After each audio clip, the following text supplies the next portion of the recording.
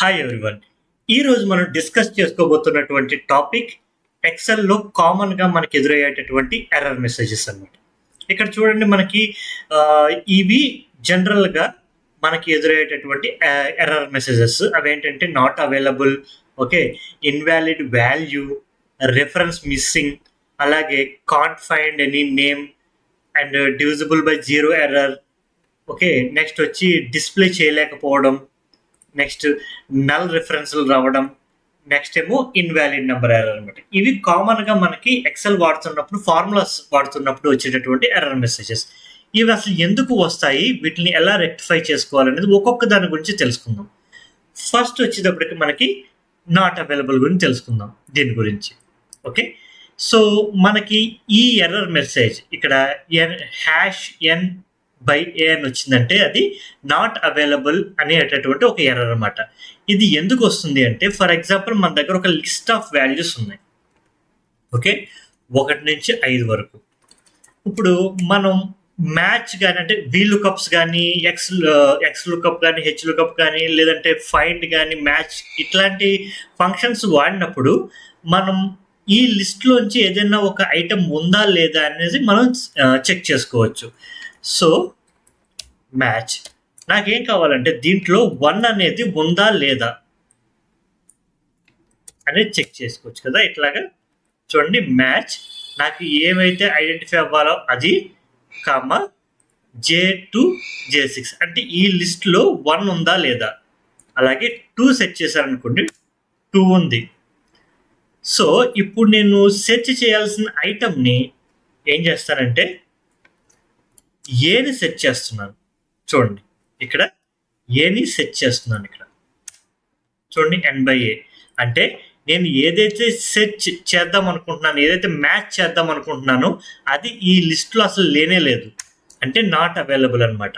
So ఇది ఈ error message కనుక పాపులేట్ అయింది అంటే ఆ పర్టికులర్ ఫార్ములా మనం అడిగినటువంటి వాల్యూని అది సెర్చ్ చేయలేకపోయింది అని అర్థం అనమాట. సో ఇది ఇక్కడ నేను ఎగ్జాంపుల్ కోసం మ్యాచ్ అనే ఫంక్షన్ తీసుకున్నాను. ఇది వీలుకప్లో కూడా ఈ షో వస్తుంది. ఓకే, నెక్స్ట్ రెండవది ఏంటంటే ఇన్వాలిడ్ వాల్యూ అనేటటువంటి ఎర్రర్ మెసేజ్ అనమాట. ఓకే, ఈ ఇన్వాలిడ్ వాల్యూ అనే ఎర్రర్ మెసేజ్ ఎందుకు వస్తుందంటే మనం ఒక ఫార్ములాస్లో, ఎక్సెల్ ఫార్ములాస్లో రాంగ్గా ఆర్గ్యుమెంట్ని పాస్ చేసినప్పుడు, ఫర్ ఎగ్జాంపుల్ చూడండి, సమ్ 1, 2 అంటే 1ని 2ని యాడ్ చేయమంటున్నాం. ఎంత? 3 కదా. నెక్స్ట్ అలాగే 5, 2 సమ్ ఆఫ్ 5, 2 చూడండి 7. ఇప్పుడు నేను ఏం చేస్తున్నానంటే దీంట్లో 5ని నెక్స్ట్ బిని యాడ్ చేస్తున్నాను. 5 అనే నెంబర్ని అండ్ బి అనేటటువంటి ఒక ఆల్ఫాబెట్ని సమ్ చేసి చెప్పమంటున్నాను. అసలు ఇది పాసిబుల్లా? కాదు కదా. చూడండి, వాల్యూ అన్నది ఇన్వాలిడ్ అనమాట. ఎందుకు? ఒక నెంబర్ని ఒక ఆల్ఫాబెట్ని మనం ఎలా యాడ్ చేయగలం?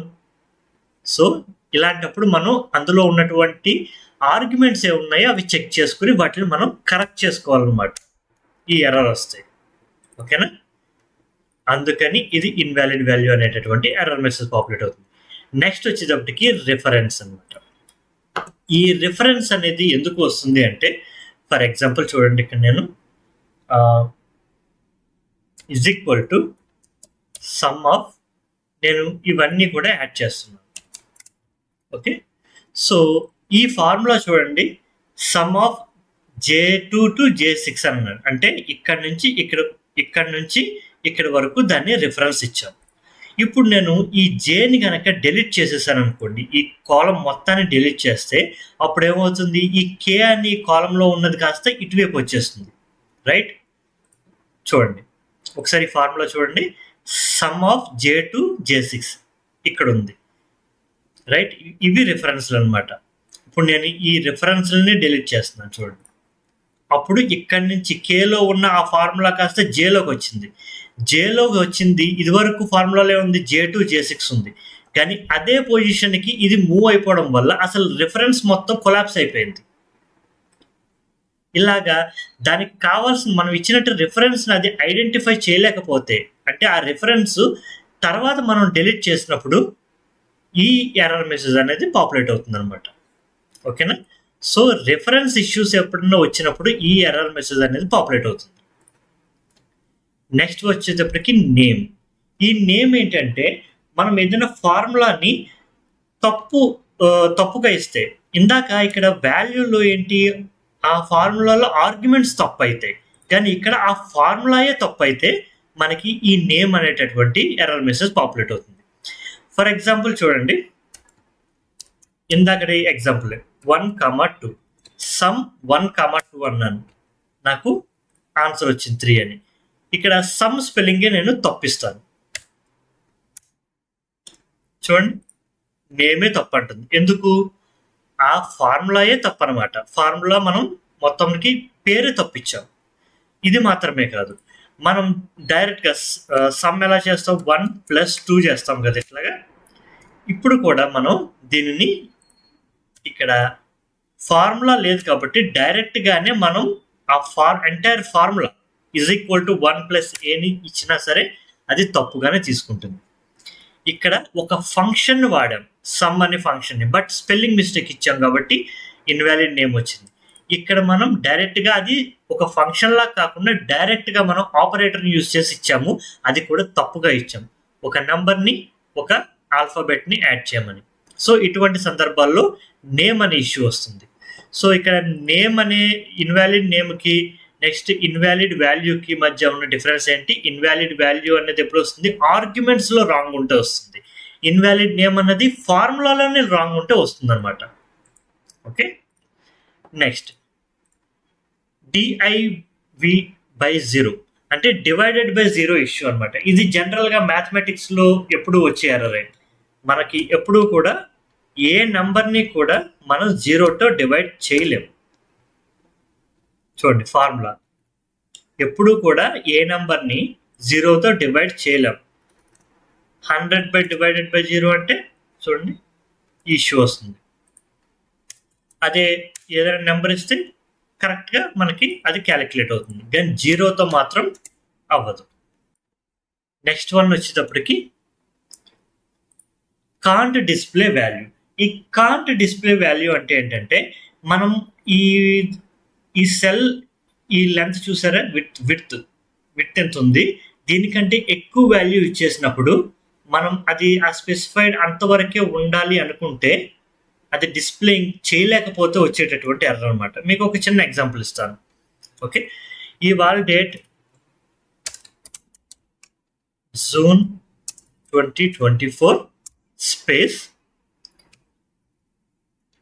నైట్ 11:30 అవుతుంది, 11:30 PM. ఓకే, ఇప్పుడు చూడండి, నేను దీన్ని ష్రింక్ చేశాను అనుకోండి, చూడండి హ్యాష్గా వచ్చేసింది. అంటే అది కంప్లీట్గా ఆ వాల్యూని మనకి డిస్ప్లే చేయలేకపోతుంది, ఇంత వాల్యూని మనకి డిస్ప్లే చేయలేకపోతుంది అనమాట. ఇలాగా ఆ పర్టికులర్ ఆ సెల్ ఏదైతే ఉందో దాంట్లో కంప్లీట్ వాల్యూ డిస్ప్లే చేయలేనప్పుడు మనకి ఈ రకమైన ఎర్రర్ వస్తుంది అనమాట. నెక్స్ట్ వచ్చేటప్పటికి ఎంటీ వాల్యూ అనమాట, అంటే నంబర్ తప్పు, అంటే నల్ వాల్యూస్ రిటర్న్ చేయడం. ఇది ఎప్పుడు వస్తుంది అంటే మనం రేంజ్ అనేది తప్పు ఇచ్చినప్పుడు. చూడండి, సమ్ ఇస్తున్నాను. ఓకే, ఒక్క నిమిషం. మనం 1, 2, 3, 4, 5. ఓకే, నేను సమ్ చేస్తున్నాను వీటన్నిటిని, ఏవి ఇట్లాగా. ఓకే, నేను సమ్ చేశాను. అయితే ఇక్కడ చూడండి, ఫార్ములా నేను సరిగ్గా రేంజ్ ఇవ్వను. మనం ఏం చేస్తాం, ఈస్2 ఇస్తే ఆ సెల్ నుంచి ఈ సెల్ వరకు వచ్చినాయి కదా, J2 నుంచి J6 వరకు. నేను ఈ సింటాక్స్ తప్పిస్తున్నాను, సో దట్ అది అసలు ఫైండ్ చేయలేదు. చూడండి, నల్ వస్తుంది. ఎందుకంటే ఈ ఫార్ములా ప్రకారం J2, J6 అట్లీస్ట్ మనం ఇక్కడ కామా ఇచ్చామనుకోండి పర్వాలేదు, ఆ రెండింటిని యాడ్ చేయగలదు. లేదా ఈస్2 ఇచ్చామనుకోండి, అప్పుడు ఆ సెల్ అక్కడి నుంచి ఇక్కడి వరకు కూడా యాడ్ చేసి చూపిస్తుంది. కానీ నేను అలా కాదు, ఒక స్పేస్ ఇచ్చేసాను అనమాట. అంటే ఇది wrong syntax, entirely wrong syntax. చూడండి, నల్. అందుకే అది రిఫరెన్స్లు తీసుకోలేకపోయి మనకి నల్ వాల్యూ అనేది రిటర్న్ చేస్తుంది అనమాట. అంటే రేంజ్లు తప్పించినప్పుడు ఈ ఎర్రర్ వస్తుంది. Okay, next invalid number. Invalid number అనేటటువంటి ఒక ఎర్రర్ మెసేజ్. ఇది ఎప్పుడు పాపులేట్ అవుతుంది అంటే జనరల్గా ఏదైనా ఫంక్షన్ కనుక నంబర్స్ని రిటర్న్ చేయాల్సి వచ్చినప్పుడు అది ఇన్వాలిడ్ నంబర్స్ని కనుక రిటర్న్ చేస్తే ఈ ఇష్యూ వస్తుంది. ఫర్ ఎగ్జాంపుల్గా SQRT square root find out చేద్దాం. స్క్వేర్ రూట్ ఆఫ్ 16 ఎంత? 4 కదా.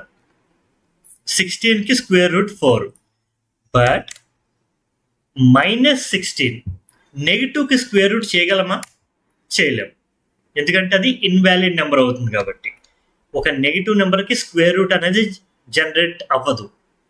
ఓకే, అందుకని అది ఇన్వాలిడ్ నెంబర్. అటువంటి ఇన్వాలిడ్ నెంబర్ని డినోట్ చేయడం కోసం ఈ ఎర్రర్ మెసేజ్ అనేది పాపులేట్ అవుతుంది అనమాట.